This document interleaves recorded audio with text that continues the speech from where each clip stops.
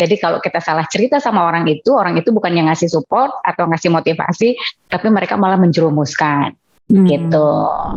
Kalau yang saya suka dari profilnya Mbak Melviana adalah Mbak Melviana ini adalah relationship coach. Yes. Betul nggak? Iya, betul. Dan ada grupnya namanya Saluber Coaching. Ya, sebetulnya grupnya kalau untuk Melviana itu Bini 2.0. Apa 2.0? Bini 2.0. Oh, Bini 2.0. Jadi bininya like istri. Like istri, tapi di samping itu juga kita ada marriage coach, itu baru di bawahnya Saluber Coaching. I see. Oke. Jadi Saluber Coaching, Mbak Melviana nih salah satu coachesnya gitu dari grup itu, dan itu untuk marriage counseling. Yes. Gitu. Kalau yang Bini 2.0 itu apa? Ceritain dong. Itu lucu banget namanya. Kalau untuk Bini 2.0 ini khusus untuk para istri. Jadi kalau komunitas ini khusus untuk para istri, mereka yang tidak menemukan kebahagiaan mereka di dalam pernikahan. Jadi bukan kalau ke Bini 2.0 ini fokus kepada people, bukan kepada status. Oke. Gitu. Nah, biasanya mereka itu ada masalah komunikasi, partnership, trust, komitmen seperti itu. Nah, tapi luck seperti itu biasanya ada di people-nya dulu. Pertama mungkin mereka kurang pemahaman tentang pernikahan, atau yang kedua kurangnya ada support system. Support system macam apa yang dibicarakan di sini? Support system itu seperti komunitas yang betul-betul mendukung mereka. Oke. Biasa, kebanyakan yang kita lihat itu para perempuan itu malah stuck di dalam pernikahan, mereka nggak mau keluar dari zona pernikahan. Entah mungkin karena memang culture yang membawa itu, entah mungkin suami yang menuntut dia tidak boleh keluar rumah, itu yang menyebabkan mereka hanya ada di lingkup situ aja, jadi nggak ada support system. Atau biasanya karena mereka salah bergaul juga bisa. Salah gitu. Bergaul gimana? Nah, salah bergaul artinya dia datang ke komunitas yang salah atau ke teman-teman yang salah. Dia tidak mensupport pernikahan. Biasanya itu yang contohnya kayak kompor-kompor meleduk begitulah ya. Jadi kalau kita salah cerita sama orang itu bukan yang ngasih support atau ngasih motivasi, tapi mereka malah menjerumuskan. Gitu. Nah, wadah ini pengennya tuh tujuannya mengedukasi mereka tanpa kita menyalahkan perempuan atau menyalahkan laki-laki. Jadi ini pure sebetulnya untuk kebahagiaan mereka di dalam pernikahan. Jadi kalau aku sendiri dengan Saluber itu bukan fokus kepada ayo kita bangun statusnya, bukan.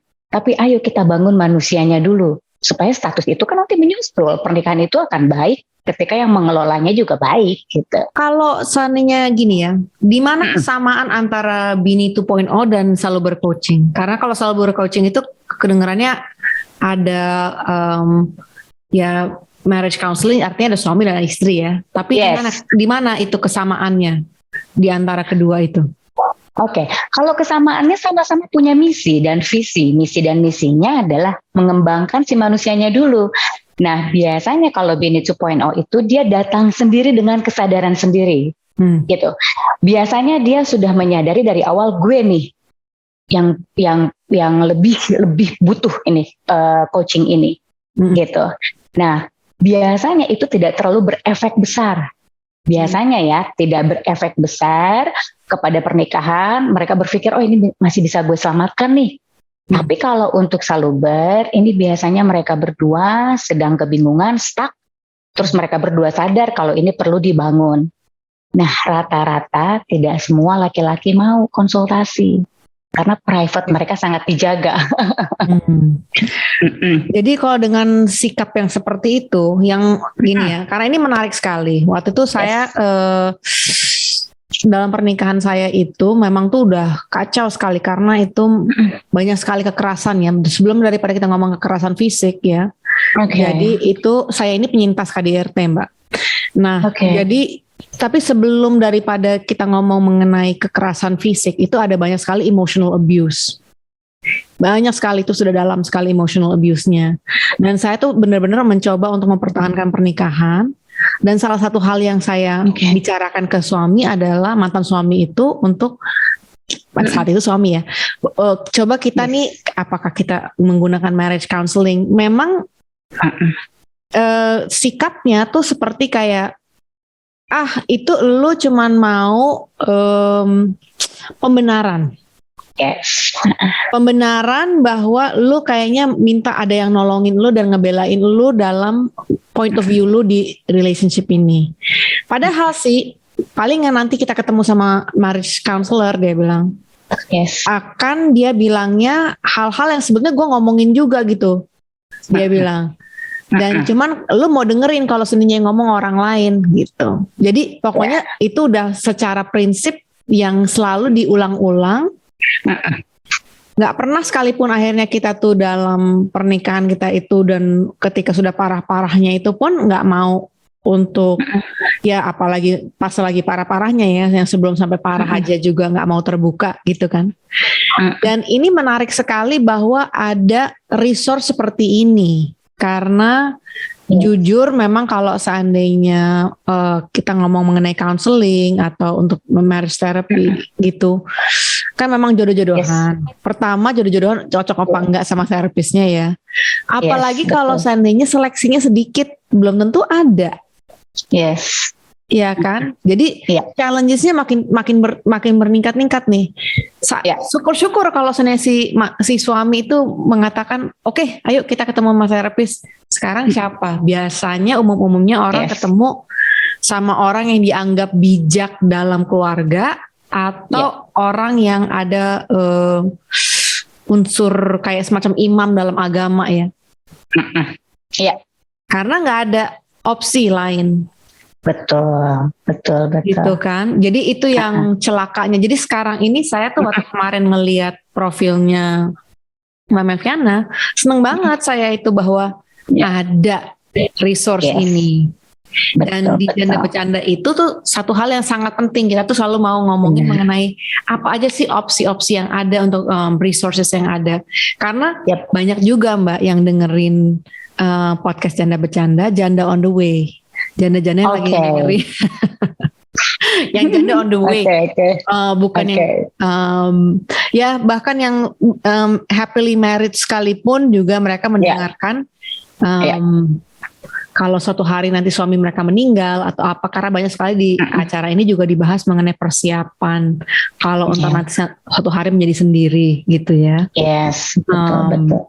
Jadi gini nih, kita sekarang nih kita bayangkan ada yang mendengarkan dan momennya pas dia dengerin ini karena dia situasinya lagi butuh.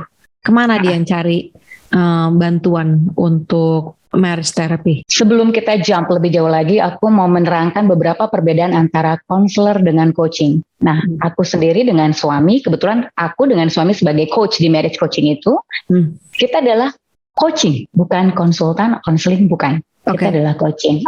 Perbedaan antara konseling dan coaching, kalau konseling itu mereka memang punya data. Data itu yang biasanya mereka kasih sama klien mereka untuk mereka kerjakan. Gitu.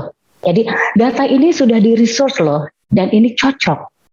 Kamu kerjakan yang ini, gitu. Tapi kalau coaching beda prosesnya. Kalau coaching itu pertama kita tanya mau mereka apa. Kita tidak menasehati, kita tidak menunjukkan jalan, kita tidak kamu harus melakukan ini, kamu harus melakukan itu. Tetapi kita punya metodologinya. Metodologinya adalah lewat pertanyaan. Dengan secara sadar tidak sadar kita pancing lewat pertanyaan untuk mengungkapkan sebetulnya apa yang mereka mau. Dan biasanya para pasangan datang, mereka tidak pernah jujur satu sama lain. Gitu. Jadi proses coaching ini kita mendampingi mereka kepada apa yang mereka mau. Nah misalkan si suaminya pengen A, si istrinya pengen B. Di situ kita baru lakukan negosiasi. Kamu bisa negosiasi enggak?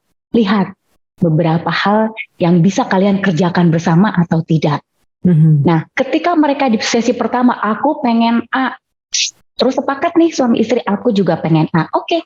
Dalam proses itu nanti ada beberapa sesi kita arahkan mereka ke A, gitu. Tapi kalau semisalkan mereka dua-duanya tidak mau, nggak apa-apa, karena kita nggak mau memaksakan gitu loh. Pilihan mereka tetap pilihan mereka, bukan pilihan kita. Kita mendukung 100% apapun pilihan mereka.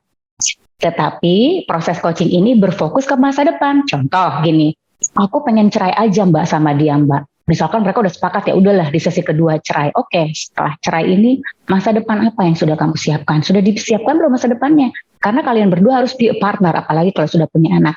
Jadi kita menuju ke proses itu, kita mendampingi mereka ke proses itu. Nah, kalau kita bicara soal terapi, banyak rumah tangga itu ketika mereka ada masalah, mereka berpikir aku langsung ke psikiater atau ke terapi. Itu sebetulnya jalan yang salah dan terlalu singkat. Di program kita ada coach, ada psikolog, ada psikiater.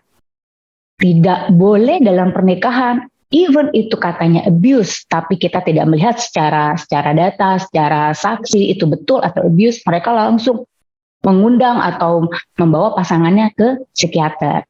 Itu harus lewat coaching dulu. Kita lihat beberapa kebenaran mereka, betul nggak sih sebenarnya? Karena kan lewat pertanyaan itu kan nanti jawaban itu kan bisa mengarahkan kemana nih mereka. Kalau sekiranya mereka tidak bisa diajak diskusi, mereka betul-betul dalam keadaan depresi, baru kita antar ke psikolog. Nah, psikolog ini punya assessment nih. Assessmentnya apakah bisa didampingi psikolog atau mereka harus butuh terapi dengan obat penenang dulu. Ketika mereka nggak bisa, masukin nih kerjasama kita makanya sama orang psikiater. Dia punya masalah ini sesuai dengan hasil assessment yang sudah dikasih. Oke, berarti dia butuh 7 hari untuk menenangkan diri. Ketika mereka sudah bagus, bisa diajak diskusi, mereka sudah siap berbicara tentang masa depan, kasih ke psikolog, nanti hasil dari psikiater ini ke psikolog bilang oke, 90% kamu sudah siap, baru ke coaching. Jadi tidak semua klien kita terima. Biasanya ketika mereka misalkan mereka sudah punya keputusan enggak mbak gitu, pokoknya gue kesini pengen mau cerai aja gitu. Oke, ada tujuan ke masa depan? Nggak ada, pokoknya kita nggak mau berteman dulu. Itu pun kita nggak bisa lakukan dengan coaching, karena mereka sendiri nggak tahu agendanya mereka mau kemana, tujuan mereka mau kemana, mereka bingung. Maksudnya nggak mau berteman antara suami dan istri yang mau bercerai?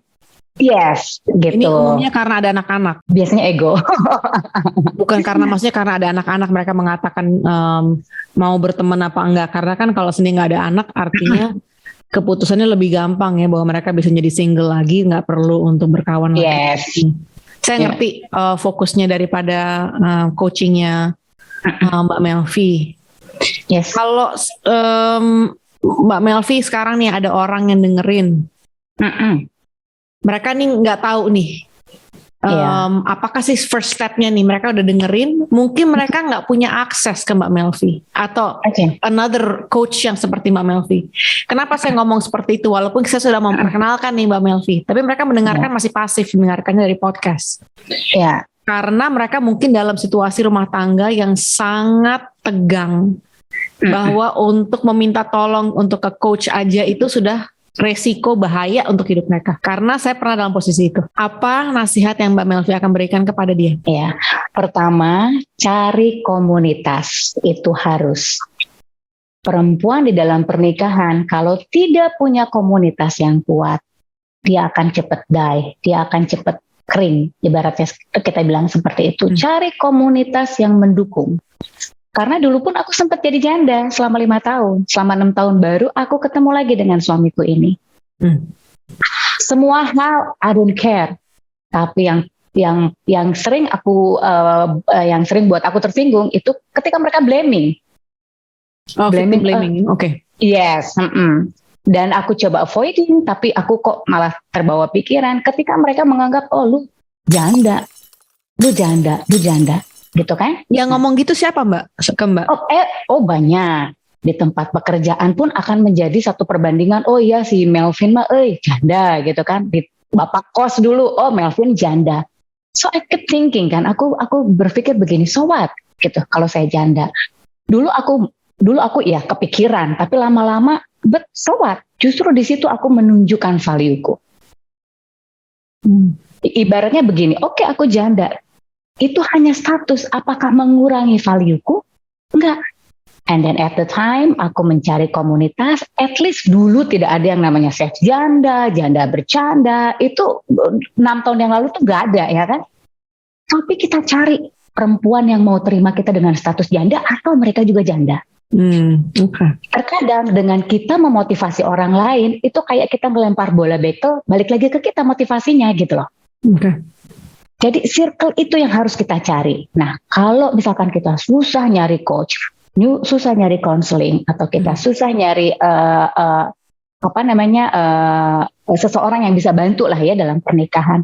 Pasti kalau dalam satu komunitas, pasti mereka akan pernah dengar kok. Pasti mereka pernah kerjasama, pasti mereka bisa pernah kayak gini kita podcast gitu. Pasti. Tapi yang pertama cari komunitas yang kuat. Tapi diketahui dulu komunitasnya. Jangan, I'm so sorry ya, aku tidak menjelekan, tapi jangan kayak komunitas mungkin ya kayak sosialita yang malah jadi nggak tahu arahnya kemana gitu loh. Seperti itu, atau komunitas-komunitas tertentu yang mereka malah bukan fokus untuk ke masa depan, tapi mereka malah fokus untuk glamor, pamer gitu kan. Kita harus cari komunitas yang tepat, komunitas yang mendidik kita, yang ngasih kita informasi, yang ngasih kita ilmu gitu. Jadi tetap harus cari komunitas yang kuat gitu. Itu dulu gitu. Baru dari sana nanti kita bisa cari informasi lagi, kamu punya coach nggak sih, kamu punya orang konseling nggak sih gitu. Aduh senang banget deh bisa kita ngobrol kayak gini. Iya, atau kalau seandainya Mbak Melvi ke Jakarta atau saya ke Surabaya, kita ketemuan Mbak. Harus please DM aku. Kita janjian nanti harus. Kita bikin obrolan yang seru nanti di sini. Kita bikin talk show nanti di sini. Yes, boleh. Kita bikin aku senang banget. Safe circle untuk yang perempuan-perempuan yang mau menjadi Bini 2.0 ya. Yes. Ya, namanya mengundang pembicaraan itu Bini 2.0, saya suka. Iya. Orang muslim apa sih Mel Bini 2.0? Karena aku cari untuk istilah istri perempuan itu susah gitu. Bojo Jawa masih ada, bojo laki-laki perempuan bisa gitu kan. Oke, Bini itu orang masih familiar lah Bini 2.0. Itu mungkin nanti next bisa jadi Bini 4.0 sesuai dengan zamannya, arah teknologi ini kemana. Kita ikutin itu, kita nggak boleh ketinggalan. Luar biasa. Main kripto, bini-bini yang main kripto, Bini 3.0. Iya. Janda bercanda nggak usah diterangin Mbak, itu udah langsung ngerti kok. Udah langsung ngerti. Dan pendengarnya janda bercanda juga langsung ngerti, langsung mudeng mereka. Langsung mudeng. Oke, thank you so much. Have a good day. Thank you for having me Mbak Intan, sehat-sehat juga di sana ya. Amin. Oke. Yes. Take care Mbak. Yuk, bye bye.